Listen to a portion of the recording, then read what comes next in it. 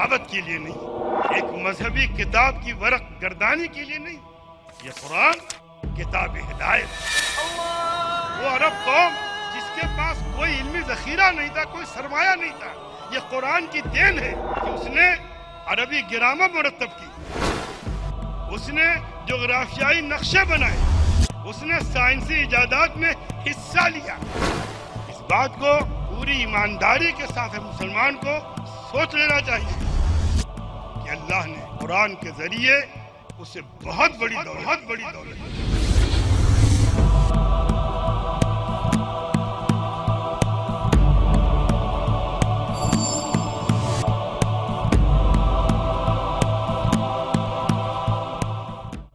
ہمارے درمیان آج کی اس نشست کے جو مقرر ہیں وہ مولانا ابو ظفر حسان ندوی صاحب ہیں۔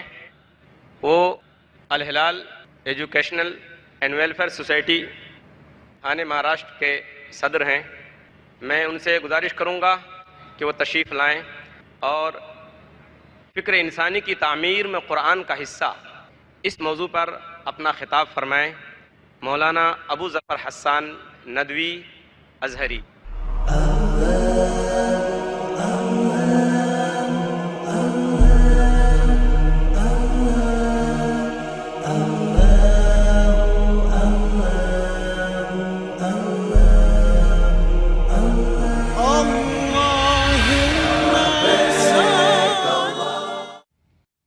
بسم اللہ الرحمن الرحیم، الحمد للہ وکفا وسلام علی عبادہ الذین اصطفیٰ، اما بعد، اعوذ باللہ من الشیطان الرجیم، بسم اللہ الرحمن الرحیم، وإنه لتنزیل رب العالمین نزل به الروح الامین على قلبك لتكون من المنذرین بلسان عربی مبین۔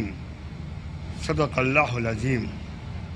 علماء کرام، معزز سامعین، خواتین و حضرات، آپ حضرات کو مختلف ذرائع سے یہ معلوم ہو چکا ہوگا کہ آج اور اس وقت میں جس موضوع پہ اپنے خیالات آپ کے سامنے رکھنے جا رہا ہوں وہ ہے فکر انسانی کی تعمیر میں قرآن کا حصہ۔ قرآن کتاب ہے، قرآن خدا کا کلام ہے، قرآن محمد رسول اللہ صلی اللہ علیہ وسلم پر اتری ہوئی وحی ہے، قرآن دستور حیات ہے، قرآن ضابطۂ عمل ہے، قرآن زندگی بسر کرنے کے لیے بہترین گائیڈ بک ہے، اور قرآن تقدس اور پاکیزگی کے اس اعلیٰ معیار پہ ہے جس تک کوئی کتاب، کوئی علم اور کوئی فرد نہیں پہنچ سکا ہے۔ وہ قرآن آپ کے ہاتھوں میں ہے، آپ کے گھروں کے طاقچوں میں ہے، آپ کی شیلف میں ہے، آپ کے بیڈ روم میں ہے، آپ کے ڈرائنگ روم میں ہے، آپ کے سینوں میں ہے، آپ کے ذہنوں میں ہے، آپ کے علم اور آپ کے مطالعے میں اضافہ کرنے کے لیے قرآن ہے۔ قرآن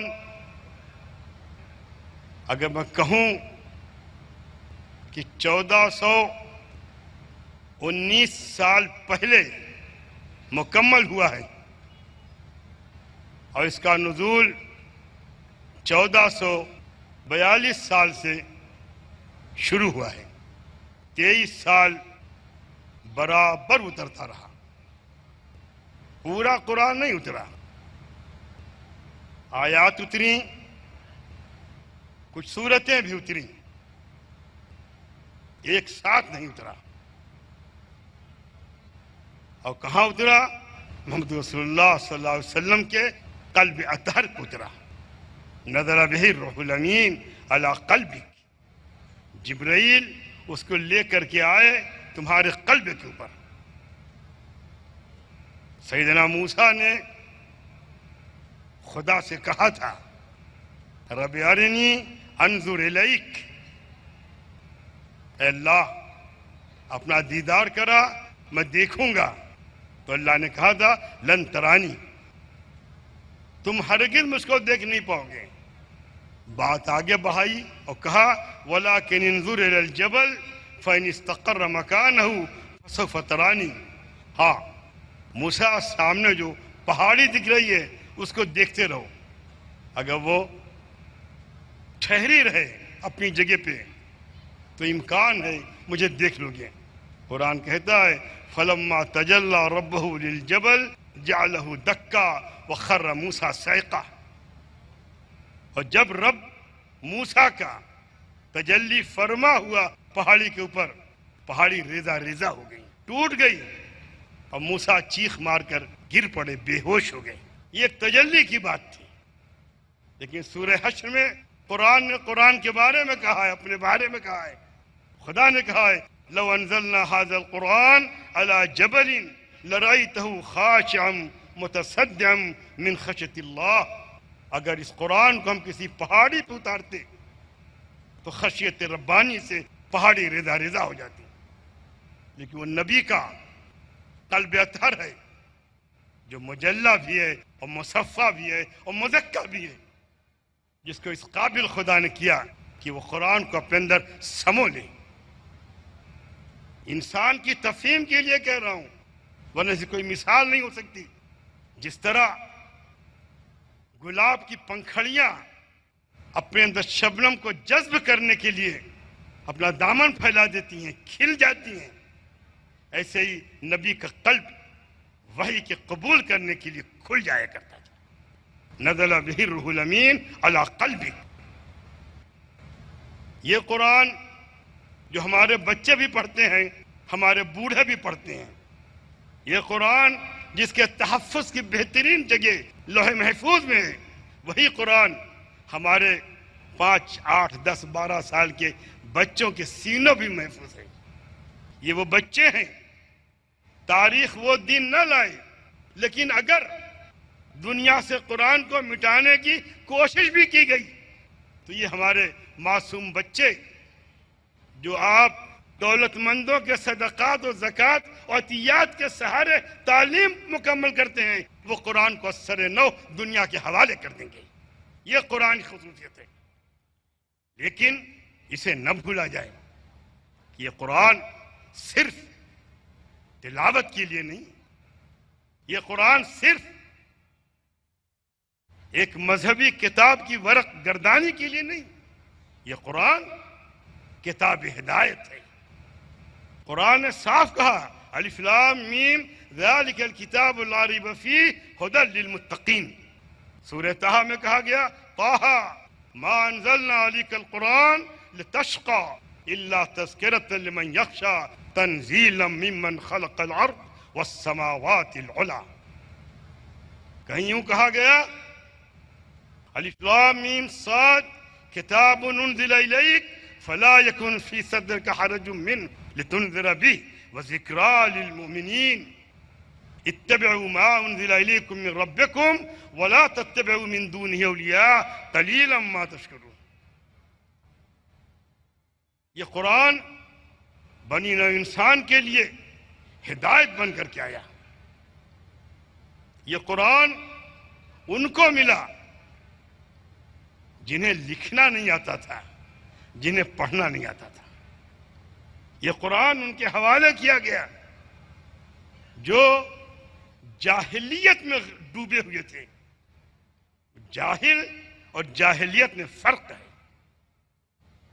جاہل نہ جاننے والا، جاہلیت اڑیل مزاج،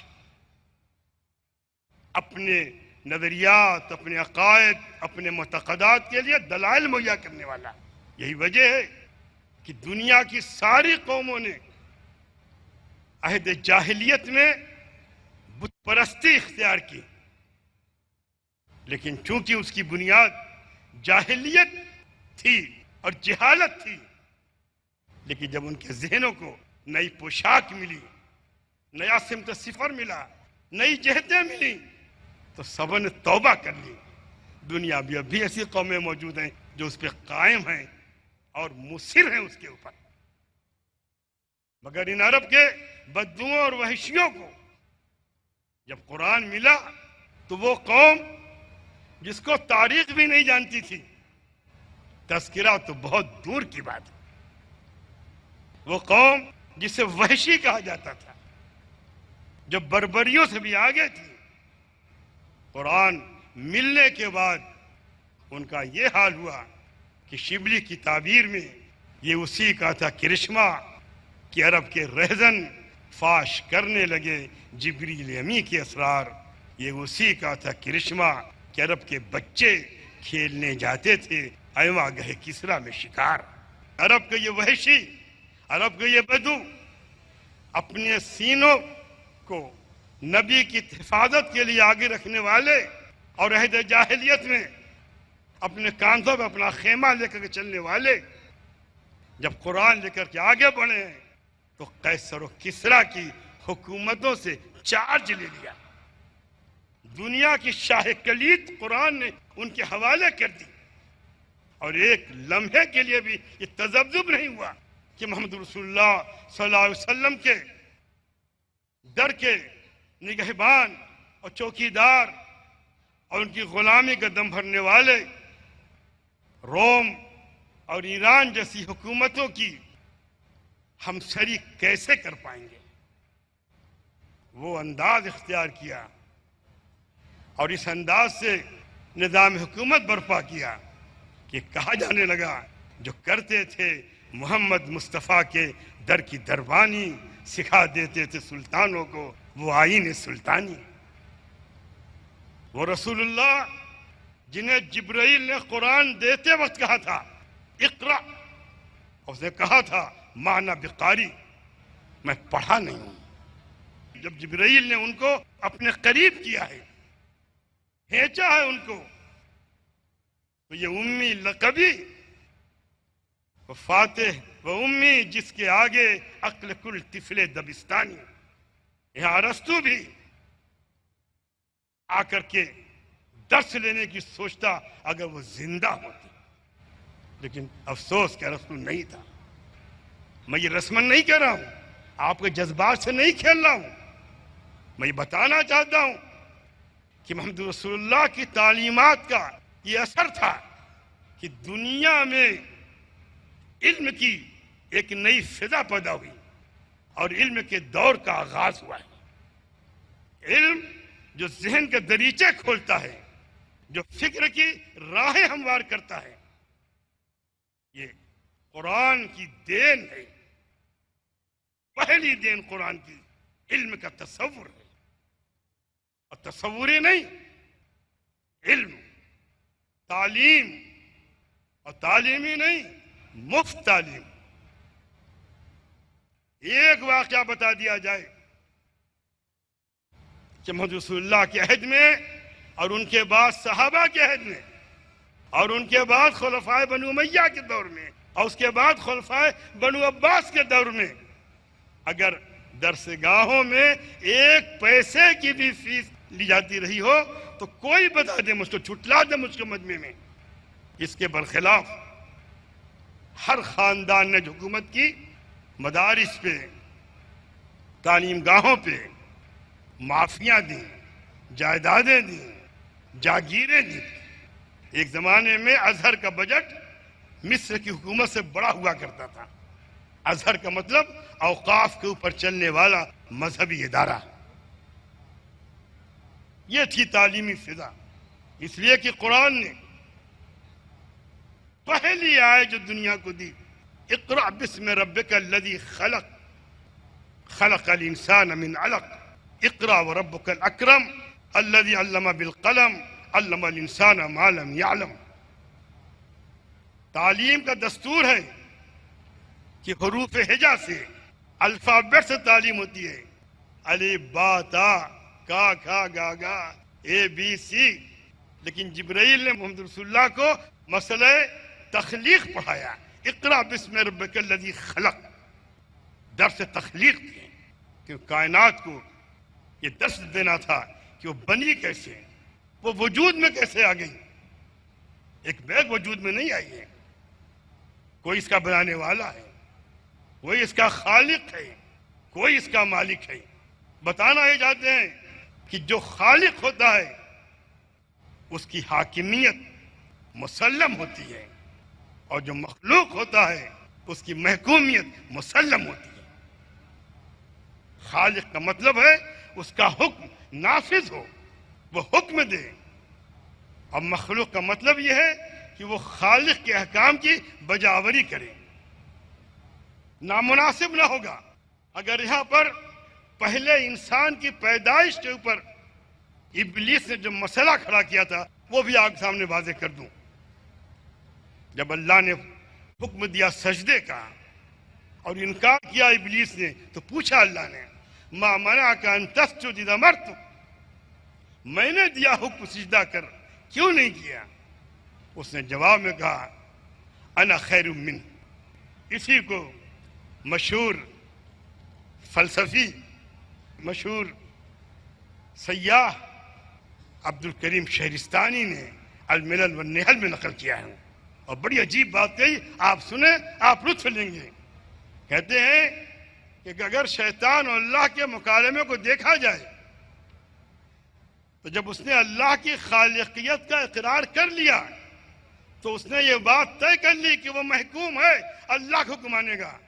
اس کے باوجود اپنی بڑائی ظاہر کر کے اپنے حق میں اس نے غلو کیا، اللہ کے حق میں اس نے کمی کی، اور فرماتے ہیں یہی غلو اور یہی کمی دنیا میں اسلامی فکر کے خلاف نئے ذہن کو پیدا کرتی رہی ہے۔ کہتے ہیں اسی اصول کے اوپر دنیا میں جتنے فرقے بنے ہیں، جتنے طبقات بنے ہیں، جتنی کشمکشیں پیدا ہوئی ہیں، اسی کے اوپر ہے، کہیں غلو ہے اور کہیں کمی ہے۔ حد سے بڑے نظریات، حد سے بڑی عقیدت، حد سے بڑی محبت، اور کسی کو گرانا، اس کے مرتبے کو کم کرنا، یہ دو چیزیں تکلیف دہ ہیں۔ میرے عزیزو، چونکہ موضوع یہ ہے کہ فکر انسانی کی تعمیر میں قرآن کا حصہ، تو قرآن نے پہلی بات جو کہی وہ انسان کو شعور دیا، ادراک دیا، اور کہا اپنی عقل کو استعمال کرو۔ عقل کے استعمال کا گر سکھایا، اور اتنا گر سکھایا کہ بیان سے باہر۔ دنیا کی ساری ترقی اسی گر کی وجہ سے ہے۔ انسان کو قرآن نے انسان بنایا اور بتایا کہ قانون کی نگاہ میں ہر انسان برابر ہے۔ جس وقت قرآن یہ بات کہہ رہا تھا اس وقت شاید لوگوں کو سمجھ میں نہ آئی ہوگی بات، لیکن آج یہ دیکھیے کہ آج بھی متمدن دنیا میں رہنے کے باوجود، تمدن کا واسطہ دینے کے باوجود، ڈیموکریسی کا اعلان کرنے کے باوجود، جو طبقاتی فرق ہے، جو ذہنیتوں میں تفاوت ہے، جو عقلوں میں تفاوت ہے، جو سماجی ذمہ داریوں میں تفاوت ہے، اور جو سماجی نابرابری پیدا ہو گئی ہے، یہ سب اسلامی تعلیم کے خلاف ہے۔ اسلام نے برابری کا تصور دیا تھا، مرد ہو یا عورت ہو، کسی کا عمل ضائع نہیں ہوگا، کسی کی کوششیں رائیگاں نہیں جائیں گی، کوئی تفریق نہیں ہوگی۔ یہ غلط ہے کہ اسلام نے عورتوں کا درجہ گرایا ہے، یہ غلط ہے کہ اسلام نے عورتوں کو کمزور سمجھا ہے۔ میں یہ پوچھنا چاہتا ہوں کہ دنیا نے غلامی کو رواج دیا، برسوں نہیں، صدیوں نہیں، ہزارہ سال اس پہ عمل درآمد کرتے رہے، اور ایک بھی انسان نہیں کھڑا ہوا یہ بولنے کے لیے کہ غلط کہہ رہے ہو۔ اور جب اس رسم و رواج کی وجہ سے محمد رسول اللہ نے ابتدائی دور میں اس کو قائم رکھا، تو آپ کھڑے کو سوال کرتے ہو کہ اسلام میں غلامی کیسی ہے؟ ارے جہاں سے آئی تھی وہاں سے پوچھو۔ روم جلتا رہا، نیرو بانسری بجاتا رہا، تم نے پوچھا نہیں جا کر کے کہ تم کیا کر رہے ہو؟ ان کی اولمپک میں رقص بسمل ہوتا تھا، بلا کر کے آدمی کو اور توے کو رکھتے تھے آگ کے اوپر، جب توا گرم ہو جاتا تھا جلاد آ کے گردن مارتا تھا اور توا اس کی گردن پر رکھ دیا کرتے تھے، توے کی گرمی سے اور خون کی روانی سے وہ ناچتا تھا، رقص کرتا تھا، اس کو رقص بسمل کہا گیا تھا۔ یہ سب ہے رقص بسمل کا تماشا دیکھنے والے۔ اسلام نے غلامی کو ختم کرنا چاہے، ابو بکر صدیق رضی اللہ تعالیٰ عنہ نے اپنی دور خلافت میں نہیں، مکی زندگی میں حضرت بلال کو خریدا اور آزاد کر دیا۔ بلال غلام تھے۔ حضرت عمر فرماتے ہیں ابو بکر سیدنا آقا سیدنا، ابو بکر ہمارے آقا ہیں، سردار ہیں، اور وجہ یہ ہے کہ ہمارے سردار کو انہوں نے آزاد کرایا۔ ایک غلام کو آقا کہنا اور عرب کے ماحول میں آسان نہیں تھا۔ پرانی تعلیمات میں انسان میں کبھی تفریق نہیں ہے۔ یا ایھا الناس انا خلقناکم من ذکر و انثی وجعلناکم شعوبا وقبائل لتعارفوا ان اکرمکم عند اللہ اتقاکم۔ اے لوگوں، ہم نے تم کو پیدا کیا مرد اور عورت کے ملاپ سے، اور تم کو بانٹ دیا قبیلوں میں، گروہوں میں، جماعتوں میں، تاکہ تمہاری شناخت ہو۔ یہ برتری کی بات نہیں ہے، یہ شناخت کی بات ہے، یہ پہچان کی بات ہے۔ پوسٹ مین آ کے پوچھتا فلاں گلی کون سی ہے، بلڈنگ میں آتا ہے ہم کو 12ویں مالے پہ جانا ہے، 11ویں مالے پہ کون رہتا ہے۔ یہ بڑائی یا کمزوری یا چھوٹا پن نہیں ہے، ہر انسان برابر ہے، ہر اعتبار سے برابر ہے۔ اسی کو حضور پاک صلی اللہ علیہ وسلم نے حجۃ الوداع کے موقع پہ کہا تھا، آپ کو یاد ہوگا کہ لا فضل لعربی ولا عجمی ولا لعجمی علی عربی ولا لاسود علی ابیض ولا لابیض علی اسود الا بالتقوی کلکم من آدم وآدم خلق من تراب۔ کوئی برتری نہیں ہے، کوئی فضیلت نہیں ہے کسی کو کسی پر، نہ عرب کو عجم پہ، نہ عجم کو عرب پہ۔ ایک مرتبہ حضور پاک صلی اللہ علیہ وسلم کی محفل میں ایک شخص کو ابو ذر غفاری رضی اللہ تعالیٰ عنہ نے کالیا کہہ دیا تھا۔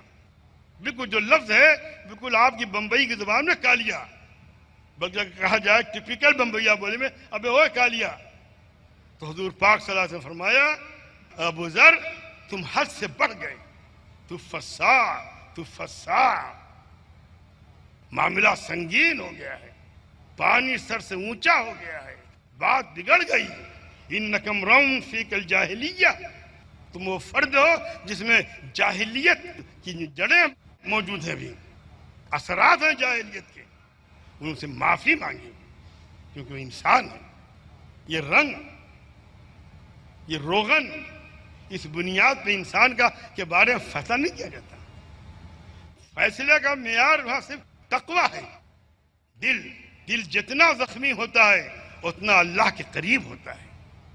تو دل دیکھا جاتا ہے، تقویٰ دیکھا جاتا ہے، دین پہ عمل دیکھا جاتا ہے۔ عہد فاروقی کا واقعہ ہے کہ بلال حبشی سے پہلے ابو سفیان اور کچھ اور سرداران قریش آئے ملاقات کے لیے عمر بن خطاب رضی اللہ تعالیٰ عنہ سے۔ انہوں نے کہا بیٹھو میں کام کر رہا ہوں، آفس میں تھے۔ تھوڑی دیر بعد آدمی آیا کہ بلال آئے ہیں، بلا لو بلال کو۔ بلال کو بلایا، باتیں کی، بلال کو چھوڑنے باہر آئے، پھر کام میں جٹ گئے۔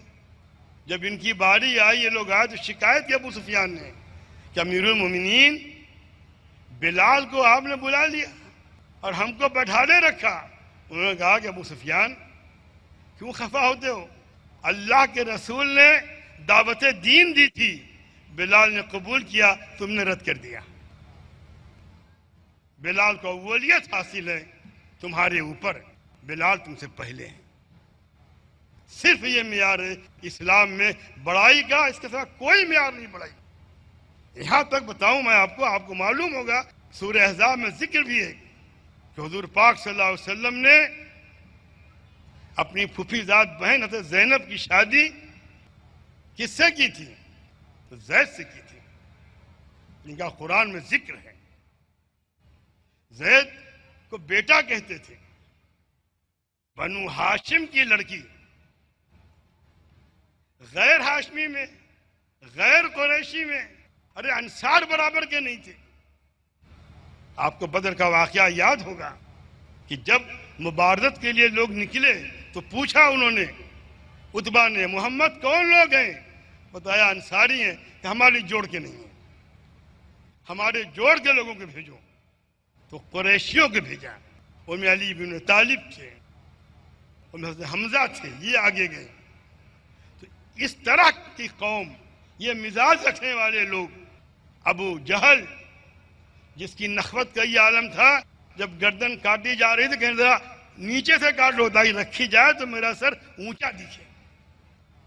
اس رسول نے اپنی پھوپھیزاد بہن کو زید کے حوالے کیا، اور جب زید سے نبھی نہیں، طلاق ہوئی ہے، تو آپ صلی اللہ علیہ وسلم نے عقد فرما لیا ان سے۔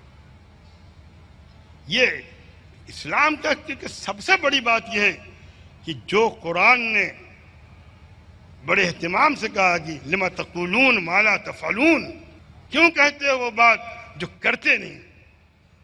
اسلام کا مطالبہ ہے ماننے والوں سے، جو کہو وہ کرو، اور اس سے محفوظ طریقہ یہ ہے کہ جو کرو وہی کہو، جو نہ کرو وہ نہ کہو، جو نہ ہو سکے وہ مت کہو، وہی باتیں کہو جو کر سکتے ہو۔ محمد رسول اللہ صلی اللہ علیہ وسلم نے اپنی حیات پاک میں کوئی ایسی بات نہیں کی جو نہیں کہی جو کی نہ ہو۔ آپ کا عمل، آپ کی زبان دونوں ہم آہنگ تھیں۔ اپنے ماننے والوں کو یہی شعور دیا تھا، یہی ذہن دیا تھا۔ ایک مصری کسان کو فاتح مصر عمرو بن العاص کے بیٹے نے مارا، اور جب اس نے کہا تم نے مجھ کو غلط مارا ہے، میرا کیا کر لو گے؟ میں شریف زادہ ہوں، گورنر مصر کا بیٹا ہوں، میرا کچھ نہیں ہوگا۔ انہوں نے کہا ٹھیک ہے۔ غور کیجئے کہاں فسطاط کا علاقہ جو قاہرہ کا افتادہ علاقہ ہے، اور کہاں مدینہ طیبہ۔ وہ چلا وہاں سے، چلتا رہا، پہنچا ہے، امیر المومنین سے شکایت کی ہے، کہا بلاؤ باپ بیٹے دونوں کو بلاؤ۔ دونوں آئے اور کہا مارو میرے سامنے بیٹے کو۔ اس کسان نے گورنر کے بیٹے کو مارا ہے، اس نے باپ کے منصب کا غلط استعمال کیا۔ اگر اس کا باپ گورنر نہ ہوتا تو یہ نہیں کر سکتا تھا۔ اور یہ فرمایا بما تعبدتم الناس وقد ولدتهم امہاتهم احرارا، تم نے کب سے لوگوں کو غلام بنانا شروع کر دیا ہے جبکہ ان کی ماؤں نے ان کو آزاد جنا تھا، پیدائشی آزاد ہیں۔ اس جملے کو صرف مسجد میں مولوی بیان کرتا رہ گیا، اور سیاسی تاریخ میں وہ جملہ آ گیا کہ آزادی ہمارا پیدائشی حق ہے۔ سینکڑوں سال پہلے عمر بن خطاب نے صرف کہا نہیں تھا، عملی طور پر ثبوت دیا تھا۔ اسلام نے جس انداز پہ قانون کی رکھوالی کی ہے، یہ بھی قرآن کی بہت بڑی دین ہے، بہت بڑی دین ہے۔ قرآن کو آپ پڑھیں تو آپ دیکھیں گے کہ اسلام کا لا آف ایویڈنس پرفیکٹ اور مکمل اور صحیح ہے۔ ہمارے یہاں یہ نہیں دیکھا جاتا کہ واقعہ کیا ہے، دیکھا جاتا ہے شہادتیں کیسے جمع کی گئی ہیں۔ ہم دستور اور ضابطے کو فالو کرتے ہیں۔ بتاؤں میں آپ کو، ایک انسان کی عزت سے کھیلنا اور کسی کو متون کرنا، برا بھلا کہنا، اسلام کے نزدیک سب سے برا گناہ ہے، ترین گناہ ہے۔ جو لوگ باعزت شریف زادیوں کو تہمت دھرتے ہیں ان کے لیے دردناک عذاب ہے۔ انسان کا شرف بلند کیا، انسان کے شرف کو اللہ نے ہر جگہ بلند کیا، ہر اعتبار بلند کرمنا بنی آدم، ہم نے بنی آدم کو اعزاز دیا۔ قرآن نے ایک بہت بڑی چیز جو دنیا کو دی، مذہب کو زمینی صداقتوں سے جوڑ دیا ہے۔ یاد کر لیجیے، اس بات کو بار بار سنیے کہ قرآن نے مذہب کو زمینی حقائق سے جوڑا ہے، زمینی صداقتوں سے جوڑا ہے۔ قرآن زمین پر چلنے کے لیے، آسمان پہ اڑنے کے لیے نہیں ہے۔ یہ سچ ہے کہ اللہ رب العزت نے اپنے رسول کو آسمانوں کی بلندیوں سے بھی آگے بلا لیا۔ یہ سچ ہے کہ سدرہ منتہا سے بھی گزار کر عرش تک بلا لیا۔ یہ بھی سچ ہے فَأَوْحَىٰ إِلَىٰ عَبْدِهِ مَا أَوْحَىٰ، اپنے بندے کو وحی کی جو چاہے وہی کی۔ لیکن یہ بھی سچ ہے کہ نبی کی پیشانی عرش الہی پہ نہیں جھکی، مکے اور مدینے کی زمین پہ جھکی۔ نبی سجدہ ریز زمین پر ہوا ہے، نبی نے طواف کعبے پہ کا کیا، زمین پہ کیا ہے۔ یہ تو عبادت کی بات ہے، اور ان کا پورا دین زمین کے لیے ہے، یہ زمینی حقائق ہے۔ اور چونکہ آپ صلی اللہ علیہ وسلم کو اللہ نے خاتم النبیین بنایا کہ آپ کے بعد کوئی نبی نہیں آئے گا، اس کے پیچھے بھی یہی راز تھا کہ اے زمین والوں، اب اپنی ہدایت کے لیے آسمان دیکھنا بند کر دو، اب زمین دیکھو، محمد رسول اللہ کی تعلیمات کو دیکھو۔ یہ جو چھوڑ کے جا رہے ہیں، جو کہتے ہیں ترکت فیکم امرین لن تضلوا ما ان تمسکتم بہما کتاب اللہ و سنتی، کہ میں تمہارے درمیان دو چیزیں چھوڑ کے جا رہا ہوں، جب تک تم اس پہ کار بند رہو گے تم گمراہ نہیں ہوگے۔ ایک اللہ کی کتاب اور ایک اپنی سنت، اس پہ ہم زمین دیکھو، یہی زمین تیرا مسکن، یہی تیرا مدفن، اسی زمین سے تو مہر و ماہ پیدا کر۔ محمد رسول اللہ کے بعد جبرائیل کا انتظار نہیں ہوگا، کسی کا انتظار نہیں ہوگا۔ قرآن و حدیث کی روشنی میں انسانی زندگی کے مسائل کا حل ڈھونڈا جائے گا، سسکتی انسانیت کے زخم پہ مرہم رکھا جائے گا، پیاسی دنیا کی پیاس بجھائی جائے گی۔ دیکھیے، قرآن کے بارے میں آپ سے کہا تھا کہ زمینی حقائق سے انسان کو روشناس کراتا ہے۔ قرآنی احکام کس کے لیے ہیں؟ فرشتوں کے لیے ہیں؟ نہیں، اس لیے نہیں ہے کہ فرشتے مکلفی نہیں ہیں۔ احکام شرع کا پابند انسان ہے، غیر انسان نہیں ہے، ہاں جن بھی ہے۔ اسی لیے یا معاشر الانس والجن کہا گیا ہے۔ دو ہی مخلوق ہیں جو اللہ کے احکام کی پابند ہیں، لیکن مجبوراً نہیں، اختیار کے ساتھ۔ یہ بھی دلچسپ بات ہے کہ اللہ نے انسانوں کو اختیار دیا ہے، اس کی مانو اس کی نہ مانو۔ آسمان و زمین کو بنایا تو کہا ایتیا توان اور کرہن، آؤ، چاہے چاہو چاہے نہ چاہو، چاہے مجبوراً آؤ چاہے با اختیار ہو کے آؤ۔ تو انہوں نے کہا نہیں، اتینا طائعین، ہم اطاعت گزار بن کر کے آ رہے ہیں۔ لیکن انسان کو نہیں کہا وَہَدَيْنَاهُ النَّجْدَيْنِ، دونوں راہیں بتا دی، خیر بتایا شر بتایا، ہدایت بتائی ضلالت بتائی، جنت بتائی دوزخ بتائی، دین بتایا غیر دین بتایا، خدا بتایا طاغوت بتایا، رحمان بتایا شیطان بتایا، اور اختیار دے دیا تم جو چاہو اختیار کر لو۔ ہمارے شعراء نے تو نہ جانے بات کہاں کی کہاں موڑ دی۔ میر نے کہا تھا نا، ناحق ہم مجبوروں پہ تہمت ہے خود مختاری کی، جو چاہے سو آپ کرے ہیں، ہم کا بس بدنام کیا۔ ان سے آگے بڑھ کر آزاد نے کہا تھا، جہاز عمر رواں پہ سوار بیٹھے ہیں، سوار خاک ہیں، بے اختیار بیٹھے ہیں۔ لیکن حضرت علی کرم اللہ وجہہ سے جب سوال کیا گیا کہ بتائیں انسان مجبور ہے یا انسان با اختیار ہے، تو فرمایا ایک ٹانگ اٹھاؤ تو اٹھا دی، کہ دوسری اٹھاؤ، وہ رکھنے لگا، پہلے کہنا رکھو مت، اٹھاؤ، کہنے لگے نہیں اٹھتی، بس یہ اتنی مجبوری ہے، اتنا اختیار ہے۔ جب انسان اپنے کو ہلاکت میں ڈالنے لگتا ہے تو مجبور ہو جاتا ہے، اور جب انسان دوسروں کے لیے شطر اختیار کرتا ہے تو اسے اختیار دے دیا جاتا ہے۔ اور پکڑ کب ہوتی ہے؟ اس وقت ہوتی ہے جب ظالم کا ظلم اس کے خلاف گواہ بن کر کھڑا ہو جاتا ہے۔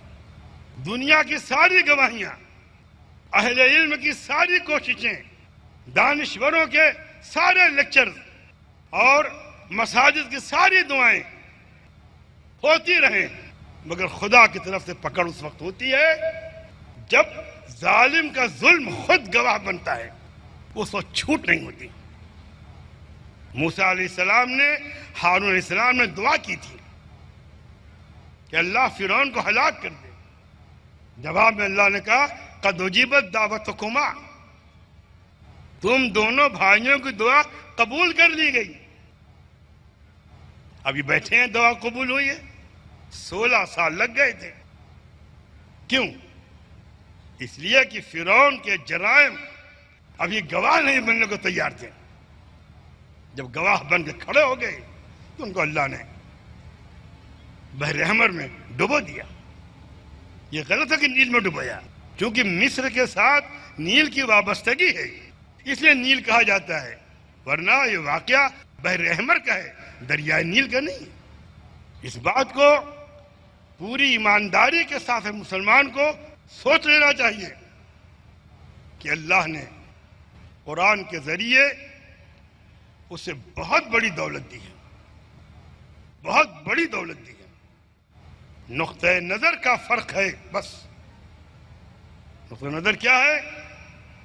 ایک پرانی کتاب، ایک قلمی نسخہ اگر لا کر کے آپ کو دیا جائے اور کہا جائے کہ بھائی بتاؤ کتنے دنوں کا ہے، کیا ہے، تو آپ سونگھیں گے اور آنکھ دیکھیں گے، کتابیں پڑھیں گے، رائے قائم کریں گے، معلوم ہے کہ صاحب یہ 1000 سال کا ہے، 5000 سال کا ہے، آپ کہیں گے واہ بہت اہم کتاب ہے۔ کسی شاعر کا دیوان دے دیا جائے بہت خوش ہوں گے، سبحان اللہ ایک نایاب و نادر دیوان ملا ہے۔ مثال نہیں دے رہا ہوں، سمجھانے کے لیے کہہ رہا ہوں، وہ قرآن جو مکمل ہدایت ہے، جو خدا کے پاس سے آیا ہے، جو کتاب اللہ ہے۔ یہاں یہ بتا دوں آپ کو کہ اسلام سے پہلے 2 اصطلاحات تھیں، ایک کتاب اللہ کی اور ایک امی کی۔ انجیل اور تورات تو کتاب اللہ کہا گیا ہے، قرآن کو بھی کتاب کہا گیا ہے، لیکن قرآن اللہ کا کلام ہے، یہ کلام اللہ ہے۔ قرآن کی خصوصیت یہ اللہ کی طرف سے ریٹن نہیں آیا ہے، رائٹنگ میں نہیں آیا ہے، اللہ کی طرف سے زبانی آیا ہے، حضور کے قلب پہ القا ہوا ہے، جبرائیل نے سنایا ہے، حضور نے قرآن یاد کیا، قرآن لوگوں کو سنایا ہے، لکھنے کا تصور ہی نہیں تھا۔ اسی لیے یہود و نصارہ مکے والوں کو تانا دیتے تھے کہ امی ہیں۔ امی کا ایک مطلب یہ بھی ہے کہ ان کے پاس کوئی آسمانی ہدایت نہیں ہے۔ اب میں پوری ذمہ داری سے یہ بات کہہ رہا ہوں میں آپ سے۔ ابھی جب قرآن آیا تو کلام کی شکل میں آیا، کلام اللہ کی شکل میں آیا۔ جو میں نے آیت پڑھی میں کیا کہا گا، انہو لتنزیل رب العالمین، اتارا گیا ہے رب العالمین کے جانب سے۔ نزل بہ الروح الامین، روح الامین لے کر کے آئے ہیں جن پہ کوئی شک نہیں کر سکتا۔ جبرائیل پہ شک کیا گیا ہے تاریخ میں۔ قرآن نے کہا من کان عدوا لجبریل فإنہ نزلہ علی قلبک، جو جبرائیل کا دشمن ہے وہ جان لے کہ جبرائیل نے محمد رسول اللہ تمہارے قلب پہ قرآن کو اتارا ہے۔ کہا گیا نزل بہ الروح الامین علی قلبک لتکون من المنذرین، نبی کو منذر کہا گیا ہے، نبی کو نذیر کہا گیا ہے۔ انبیاء کرام علیہ السلام نذیر ہوتے ہیں، منذر ہوتے ہیں، مبشر ہوتے ہیں، داعی ہوتے ہیں۔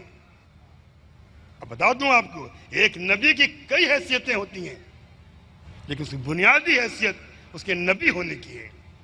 ابھی کہا گیا بلسان عربی مبین، بڑا اہم لفظ ہے، 3 لفظ ہیں، لسان، عربی، مبین، ترجمہ ہوگا واضح عربی زبان میں۔ ایک بات بتاؤں اگر آپ کو تو شاید نہیں معلوم ہو، لیکن اہل علم کے لیے نہیں ہے، لال قلعے میں جو بیگما زبان بولا کرتی تھی اور جو آخری مغل شہنشاہ بولا کرتا تھا اسے اردو معلیٰ کہا جاتا ہے۔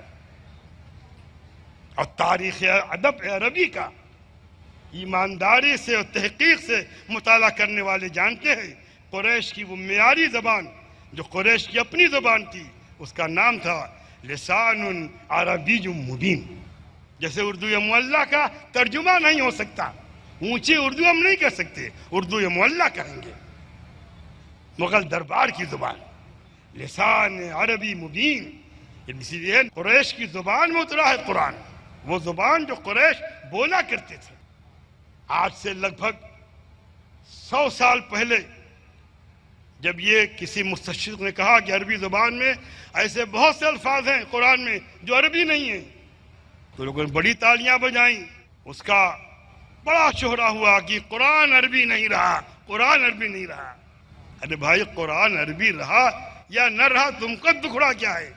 لیکن زبان والے جانتے ہیں جن الفاظ کو زبانیں قبول کر لیتی ہیں وہ ان کے الفاظ ہوتے ہیں۔ بمبئی والا جانتا ہے، بمبئی والا ٹپیکل لفظ بولتا ہے پاؤں، ہم یو پی والے نہیں بولتا پاؤں، نون کی آواز نہیں آتی، بمبئی والے کی آواز آتی ہے پاؤں۔ یہ پاؤں جو ہے یہ پرتگالی لفظ ہے جس کا بمبئی نے اڈاپٹ کیا ہے، بمبئی کی اردو ہے، کوئی ان کے تلفظ کو چیلنج نہیں کر سکتا، کوئی اسے غلط نہیں کر سکتا۔ لیکن اب پاؤں پرتگالی نہیں رہا، یہ اردو کا ہو گیا ہے، بمبئی کا لفظ ہو گیا ہے۔ قرآن میں وہ سارے الفاظ ہیں جو عرب بولتے تھے، عرب سمجھتے تھے۔ حضرت یوسف علیہ السلام کے لوگوں نے جب شور کیا ایھا العیر انکم لسارقون، اے مسافروں تم لوگ چور ہو، تو انہوں نے کہا ماذا تفقدون، کیا ڈھونڈ رہے ہو؟ قالوا نفقد سوال ملک ولمن جاء به حمل بعیر، ہم بادشاہ کا سوا ڈھونڈ رہے ہیں۔ سوا مانے پیالہ، یہ عربی لفظ نہیں ہے، یہ سنسکرت لفظ ہے، عربی لفظ بالکل نہیں۔ میرے عزیزو، تو قرآن میں کسی بھی زبان کا لفظ ہو لیکن وہ عربی اس لیے ہے کہ اس کو عرب بولتے تھے، عرب سمجھتے تھے، اور وہ قرآن میں لفظ آیا ہے۔ قرآن کی یہ بھی بہت بڑی دین ہے جس نے عربی زبان کو محفوظ کر لیا، عربی زبان کو بچا لیا۔ 3 حصہ زبان غائب ہو چکی ہے، ایک حصہ جو بچی ہے، چوتھائی زبان جو بچی ہے وہ قرآن کی وجہ سے بچی ہے۔ قرآن نے زبان کو بچایا ہے، قرآن کی اپنی زبان ہے۔ وہ عرب قوم جس کے پاس کوئی علمی ذخیرہ نہیں تھا، کوئی سرمایہ نہیں تھا، یہ قرآن کی دین ہے کہ اس نے عربی گرامر مرتب کی، اس نے یعنی تنقید کے دستور طے کیے، اس نے جغرافیائی نقشے بنائے، اس نے سائنسی ایجادات میں حصہ لیا، اس نے ارسطو کی کتابوں کو نقل کیا، اس نے افلاطون کی کتابوں کو نقل کیا، اور نقل کر کے نہیں کہا کہ میری ہے۔ جیسے اللہ کے رسول جب قرآن دیتے تھے اور قوم کہتی تھی کہ اللہ کا کلام نہیں، محمد رسول اللہ کلام کا، اللہ کا کلام ہے، ویسے انہوں نے یونانیوں کو علوم کو نقل کرنے کے بعد یہ کہہ دیا کہ یہ سارے علوم یونانیوں کے ہیں، ہمارے نہیں ہیں۔ اپنے رسول سے یہ چیز سیکھی تھی اور یہ قرآن سے آئی تھی۔ میرے عزیزو، بہت سی باتیں کہنے کی تھیں، مجھ کو شبہ ہے بلکہ یقین ہے کہ بات ضرورت سے زیادہ بوجھل ہو گئی، سڑوں پر تو شاید گزر بھی گئی ہو، لیکن اس غلط فہمی میں تھا کہ اہل علم کا مجمع ہے اور سامنے اہل علم بیٹھے ہیں، اور میں اپنی بات ختم کرتا ہوں۔ وآخر دعوانا ان الحمدللہ رب العالمین۔ جزاک اللہ مولانا ابو ظفر حسان ندوی صاحب، آپ فکر انسانی کی تعمیر میں قرآن کا حصہ اس پر گفتگو فرما رہے تھے۔ آپ نے ہم کو بتایا، علامہ شبلی کی زبان میں پیغام دیا کہ یہ اسی کا کرشمہ تھا کہ عرب کے رہزن چاک کرنے لگے جبریل امی کے اسرار، اور یہ اسی کا کرشمہ تھا کہ عرب کے بچے کھیلنے جاتے تھے ایواں گہے کسریٰ میں شکار۔ میں شکریہ ادا کرتا ہوں ان کا۔